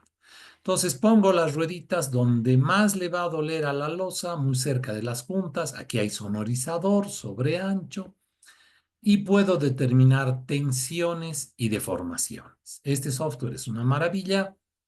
Puedo incorporar el gradiente de deformación que yo he medido en el altiplano, en los valles y en el oriente. Tenemos el dato, entonces ese dato lo introducimos y con ese dato pues calculamos el gradiente, o sea, ese gradiente, cargamos con ese gradiente el software, deformamos las losas y le ponemos las cargas. No hay límite de losas, puedo poner todas las que queramos y voy a determinar tensión y deformación. Genial. Ya tengo tensión, deformación. Y ahora, ¿cómo hacemos para diseñar un pavimento que tome en cuenta clima, base, cargas, espesor, tamaño de losas, erosión? Ya les he dado muchísimos datos. ¿Cómo lo ponemos todo junto? Bueno, es interesante ver de qué si podemos hacer primero un diseño clásico. Para eso tenemos en el instituto el software que se llama DeepAU. Hemos desarrollado este software y hace método AASHTO. En el método AASHTO yo tengo confiabilidad, desviación estándar, materiales. El AASHTO Road Test es semiempírico, pero mi clima no es AASHTO. Entonces aquí AASHTO me dice número de ejes equivalentes y yo puedo obtener los espesores, las juntas. Este programa es muy útil, muy sencillo, fácil de usar. Tengo barras de amarre, pasajuntas, sello, todo listo, diseño completo. Pero ¿y las tensiones? Las tensiones las puedo verificar aquí. Una vez haciendo las tensiones, puedo ir a un modelo de fatiga. Otra forma sería agarrar la guía mecánica empírica. Genial, aquí está AASHTO 93 empírico.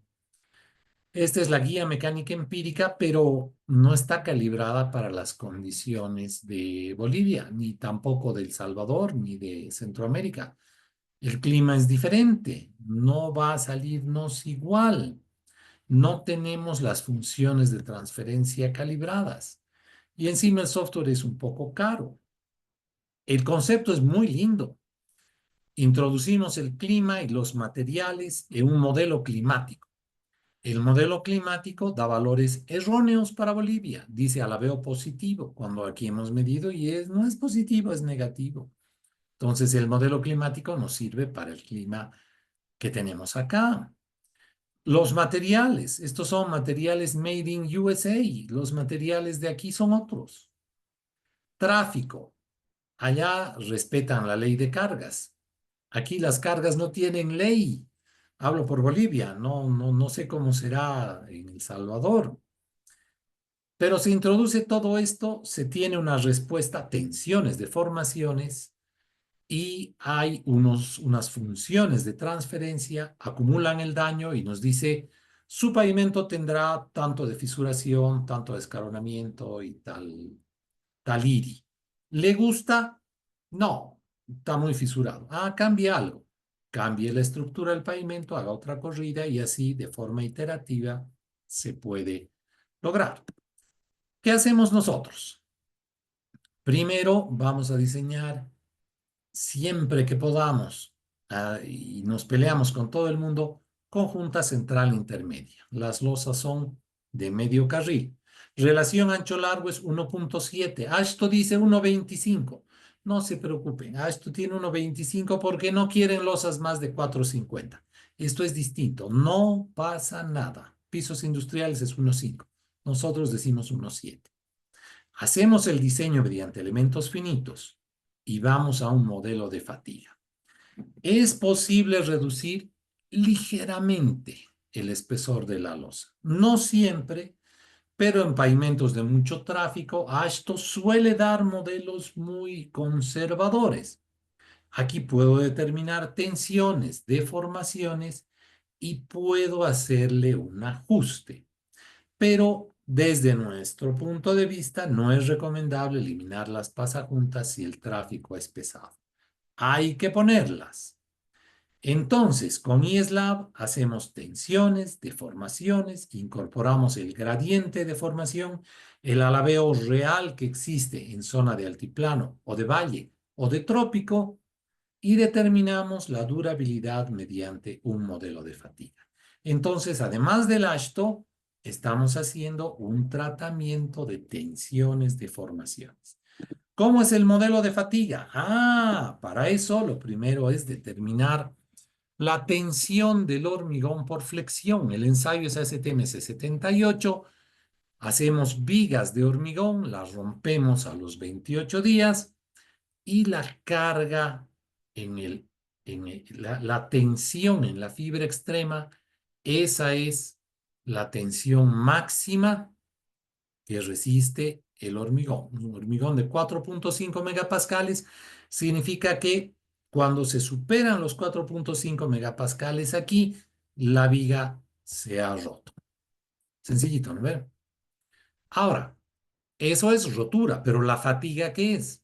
La fatiga es el proceso de cambio estructural permanente, progresivo y localizado, bonita definición, que ocurre en un material sujeto a tensiones y deformaciones variables. No siempre es la misma carga. A veces viene aquí Juanito el constructor y me lleva pues arena, bloques, piedra y la volqueta es muy pesada. También llevan, no sé, colchones y la carga es muy liviana. Pero hay un punto o puntos de la losa que son los que generan mayor tensión y este proceso de fatiga va a producir grietas o la fractura completa tras un número de suficientes, se me pasó, repeticiones de carga. Esa es la definición. Y aquí están las fórmulas. Este es el modelo corregido de la PCA 1983, pero corregido por Packard y Tayyabji, Shiraz Tayyabji. Si la relación tensión aplicada, que yo determino mediante el software, dividida entre la tensión admisible, que la determinamos mediante el ensayo de vigas, es mayor a 0,55, entonces este es el número de repeticiones que puede soportar el pavimento. Si está entre 0,45 a 0,55, este es el número de tensiones. Pero si es menor a 0,45, el número de repeticiones es ilimitado. Ilimitado. Aquí está mal escrito. Perdón, estaba un poco cansado hoy día y se me han pasado dos letritas. Ilimitado. ¿Qué significa ilimitado? Más de 10 millones de repeticiones en la zona crítica. Genial.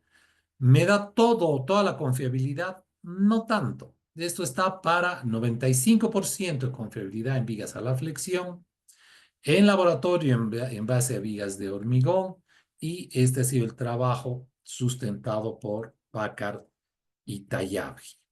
Entonces, nosotros elaboramos modelo de tensiones, aplicamos las ecuaciones de fatiga y buscamos estar aquí, menos de el 45%.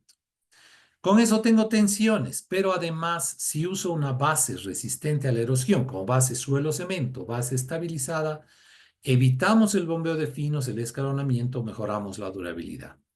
Un cierto contrasentido, si tengo una base estabilizada, una base de suelo-cemento, normalmente las tensiones suben un poquito. Puede ser que suban un poquito, porque la base es muy rígida, no deja que se deforme la losa. Pero es mejor aguantar ese poquito y tener una base estabilizada para durabilidad, para no tener escalonamiento, alabeo de finos, deterioro y erosión, que utilizar simplemente una base granular. Y además en el modelo puedo poner barras, quitar barras, tiene ciertas limitaciones, pero se puede trabajar muy bien. Entonces, ya para finalizar, usar losas pequeñas, mitad del carril, no más de. Estas son las dimensiones que usamos siempre en Bolivia. 1,75 por 2,80 o 2 por 3 metros. Si tengo sobreancho, me saldrá 2 por 3. Si tengo muchos carriles o no puedo poner sobreancho porque no hay fondos, 1,75 por 2,80. Tener cuidado con el hormigón, mezclas frescas, grava saturada, mínimo contenido de cemento. El hormigón se diseña por el método Shilstone y la tarántula son métodos de diseño de mezclas de hormigón. Y con eso nos va a ir bien. Aquí está nuestro primer tramo de losas de medio carril del año 2007, tramo de prueba en el Potosí Tarija, 2007 es un buen tiempo.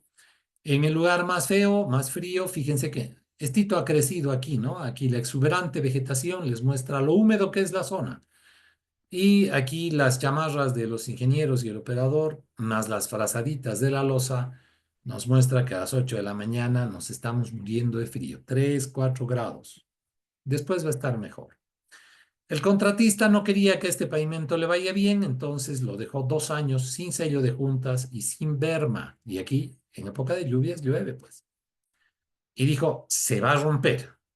Y el hormigón no se rompió. Este ya fue la segunda carretera, Carapari Campo Pajoso. Aquí tiene sobreancho. Aquí está entrando el camión mezclador, se está humedeciendo la rasante. Aquí está la barra de amarre. Aquí están las pasajuntas, se van a ir colocando en canastillo. Y aquí está el modelito terminado, losas 2x3, todavía no se ha pintado, complemento de berma es de asfalto.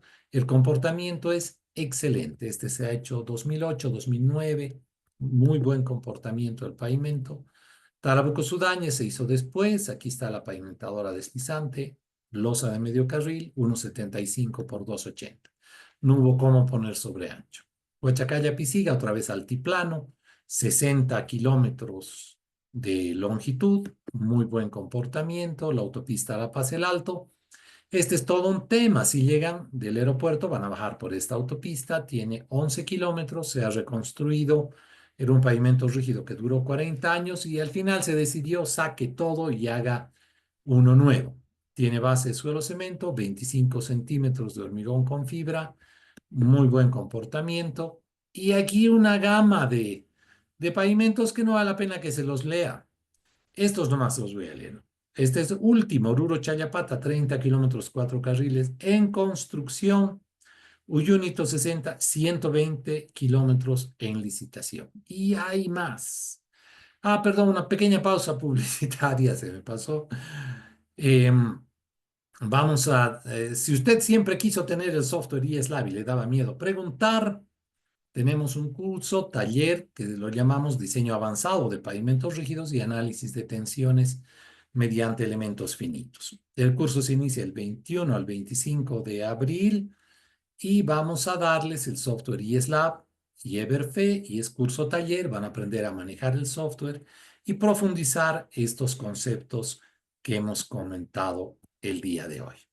Bueno, me despido con un par de pavimentos urbanos. Esta es la bella ciudad de Tarija y esta es Cochabamba, la más bonita de Bolivia. Un cordial abrazo para todos, muchísimas gracias y más bien quedo atento si hay preguntas, comentarios Adelante, por favor. Y gracias por la paciencia, creo que me excedí un poquito. Adelante, Gracias. Carla. Gracias, ingeniero. La verdad, valiosa información. Gracias a todos los que están conectados con nosotros y han permanecido conectados. En este momento pueden hacer sus consultas, ya sea a través del chat o también pueden abrir sus micrófonos y participar. Vamos a dar unos breves minutos para alguno que tenga alguna consulta. Sí, tenemos una consulta, ingeniero, a través del chat. Perfecto, sí, ya lo Y tengo tenemos abierto. a Carlos Pérez. Él dice, hola, buenas tardes, ingeniero. ¿Qué tanto funciona entonces el aplicar los químicos que comúnmente se venden para curar el concreto? Ya, gracias, Carlos. Le comento, le doy la respuesta.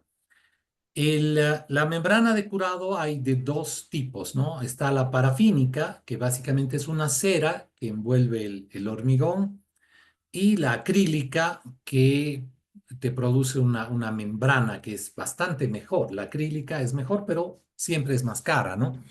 Ahora, funciona no tan bien como el agua. Si tú pudieras sumergir la losa, vas a tener mejor comportamiento que con la membrana de curado. Pero no es práctico, no se puede hacer un hormigón sumergido o que esté húmedo por lo menos por 7 a 10 días, que es lo que se necesita.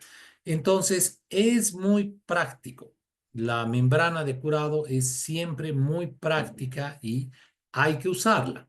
De todos modos, eso te va a mantener la humedad por unos días y después la losa se va a secar. Siempre se va a secar más arriba que abajo. El alabeo siempre va a estar presente. La membrana es buena, no es mala. ¿Cómo probamos que la membrana de curado funciona? Es muy sencillo. Tú puedes poner 2 metros cuadrados de plástico después de que la membrana se ha secado y lo dejas un par de horas. Después vuelves y si el plástico está muy mojado, si está realmente húmedo, la membrana no sirve, se está saliendo el agua y te está mostrando que la membrana no cumple el efecto de membrana. Entonces, así puedes probar diferentes tipos de membrana o diferentes marcas. ¿Es bueno usarla? Sí, hay que usarla, no hay otra. Esa sería la respuesta. Muchísimas gracias, ingeniero. También tenemos más comentarios directamente en nuestro chat. Joaquín Ángelo le escribe, estimado ingeniero, siempre es grato participar de todas sus ponencias, un profesional al cual admiro muchísimo. Gracias. También tenemos a Derly Mena, quien nos pone, quiero agradecer al ingeniero Marcelo, una excelente charla. ¿Qué sería mejor, la grasa o la pintura epóxica en las barras de transferencia? Ya, gracias por la pregunta. En realidad, una es, dependiendo del uso, utilizas una o la otra. Si vas a utilizar una pavimentadora de molde deslizante en la cual vas a colocar las barras con inserción, no puede usarse grasa, tiene que usarse una pintura anticorrosiva y antiadherente. Hay un ensayo incluso para probar la adherencia entre la barra y el hormigón. En ese caso, pintura antiadherente. Pero si vas a poner canastillos, una capa muy delgadita de grasa o de aceite sucio que permita que la losa no se adhiera en canastillo. Entonces, para pavimentación con moldes, grasa. Para pavimentación con pavimentadora deslizante, pintura antiadherente. Adelante. Muchas gracias. Tenemos también en el chat a Juan Diego Andrade y nos pone, buenas noches. Quisiera consultar cuál sería la metodología recomendada para curar fisuras superficiales por retracción plástica en pavimento rígido. Gracias.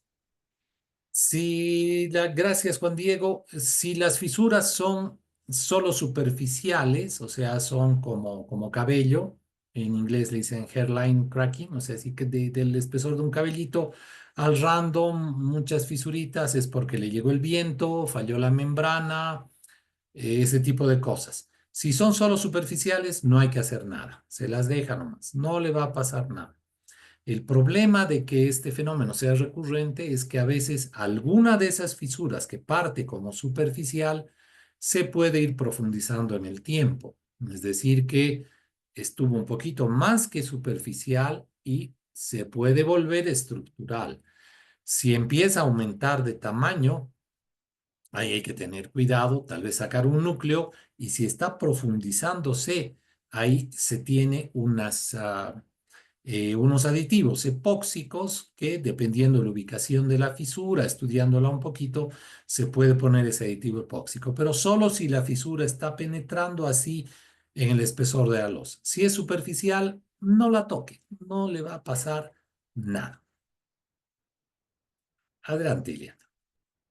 Tenemos también una última pregunta en el chat. Buenas noches. ¿El pasajuntas entre losas siempre debe ir a HPLK2 o puede haber alguna variación? No, siempre va a la mitad de la losa. Es lo normal. Ocurre que puede haber una cierta tolerancia, pero no es mucha. Si tú la pones en una ubicación distinta de la mitad de la losa, el comportamiento no es igual. De hecho, si está muy superficial, puede desportillar la losa o puede originar problemas. Y si está muy abajo, ya no trabaja. Entonces, siempre se busca que esté a la mitad y tiene muy poca tolerancia en cuanto a traslación, rotación y ubicación. Entonces, siempre al medio. Ese es su lugar. Adelante, Iliana. Muchas gracias. Luis Hernández también consulta. Muy buenas noches, ingeniero. Muy interesante el webinar. Me gustaría saber el valor de la inversión para el curso que estaba mencionando que van a desarrollar. Sí, la información está en Facebook. Si no me equivoco, son $75 para profesionales del exterior de Bolivia. Y ahí hay unos enlaces. Si lo ven en Facebook, ese es el costo y el curso tiene una semana e incluye los softwares que he mencionado, ¿no? eSlab y Everfy. Adelante, Ileana. Muchísimas gracias. Con esto iríamos finalizando esta sesión. No sin antes recordarle parte de nuestros próximos eventos que el instituto está desarrollando y los invitamos a aprovechar en este momento. Los que ustedes pueden ver en pantalla son cursos de manera virtual y algunos con prácticas, entre ellos principios y control de calidad en los agregados de mezclas y ensayos de mampostería. También control de calidad del concreto a través de muestreo y evaluación de resultados bajo normativa. Y tenemos también la colaboración de una colega en México con la temática de cartografía digital con QGIS, creación y análisis de mapas georreferenciados. También, como les mencionábamos al inicio, el instituto, a través de su calidad de Sponsoring Group, realiza certificaciones del ACI Internacional y próximamente estaremos desarrollando el de técnico en pruebas de resistencia para el concreto. Este cuenta con curso preparatorio virtual y posteriormente prácticas presenciales y evaluaciones. Por si alguno está interesado también en participar, pueden indicárnoslo, nuestros medios de comunicación, igual a través de sus correos les estaremos haciendo llegar la información respectiva. También tendremos eventos de manera presencial y son en formato congreso, la Cumbre de Urbanismo Sostenible y Verticalidad para el 25 de abril y el Congreso Internacional del Cemento y Concreto 2025, los cuales reúnen a altos mandos, profesionales, estudiantes y por supuesto la visita de expertos en diferentes áreas del tema de construcción, arquitectura, uso de materiales, control de calidad, no solamente del Salvador, sino de toda Latinoamérica. Así que es parte también de nuestro repertorio, en lo cual pues estaríamos encantados de podernos reunir y poder tener esa charla. Agradecerle, ingeniero, por hacer su tiempo. Conocemos su agenda sumamente apretada también, como la de muchos de los que tenemos conectados también en este momento y se han quedado con nosotros de principio a fin. Invitarles y más bien solicitarles ahí un minutito más, exactamente 2 minutos, porque al cerrar la sesión les estará llegando una encuesta, así que invitarlos también a que nos apoyen a completarla para para saber su nivel de satisfacción a lo largo de este evento y así poder también invitarlos a más eventos con nosotros. Gracias en nombre del Instituto Salvadoreño del Cemento y del Concreto. Es un honor estar con ustedes reunidos, el poder tener la participación del ingeniero Alfaro y por supuesto esperamos que este sea uno de tantos eventos en los que estaremos reunidos. Les estaremos compartiendo el enlace también para que ustedes puedan ver la grabación y también posteriormente el material. Así que gracias nuevamente, ingeniero. No sé si tiene algunas palabras para el cierre. Sí, Liana, simplemente expresar yo mi agradecimiento a todos ustedes, a ti, a Carla, por la invitación. Confío en que la charla haya sido entretenida y que les haya servido. Pedirles que me compartan las encuestas también para saber y ayudarnos a todos, a mí también, a mejorar cada vez.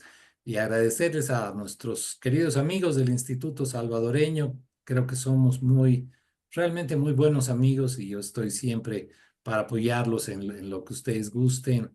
Y yo soy el agradecido. Cordial abrazo para todos y hasta cualquier momento, pues. Gracias. Bendiciones y feliz noche para todos. Estamos en contacto y por supuesto, ingeniero, les estaremos enviando también el material. Tenemos a la arquitecta Carla Benítez, directora del instituto, para unas palabras de cierre. Sí, muchas gracias a todos por su asistencia, por su atención, y pues al ingeniero, muchísimas gracias desde El Salvador, con mucho cariño para usted por esta pues presentación y por compartir los conocimientos y pues toda la experiencia que ha tenido en Bolivia con los pavimentos de concreto. Muchísimas gracias, ingeniero. Y esta es su casa, ya sabe que cuando quiera pues estamos a la orden para que podamos compartir y pues crecer juntos, ¿verdad? En esta temática. Muchísimas gracias a todos. Feliz noche. Gracias, Ileana, por permitir y aperturar esta sala para podernos encontrar nuevamente virtualmente, pero como usted ya dijo y ha hecho la invitación, para que próximamente nos veamos en los eventos que hemos planificado para todos ustedes. Así es que un saludo grande para todos. Muy buenas noches. Gracias, arquitecta, ingeniero y cada uno de los que estuvieron conectados con nosotros en esta sesión. Feliz noche.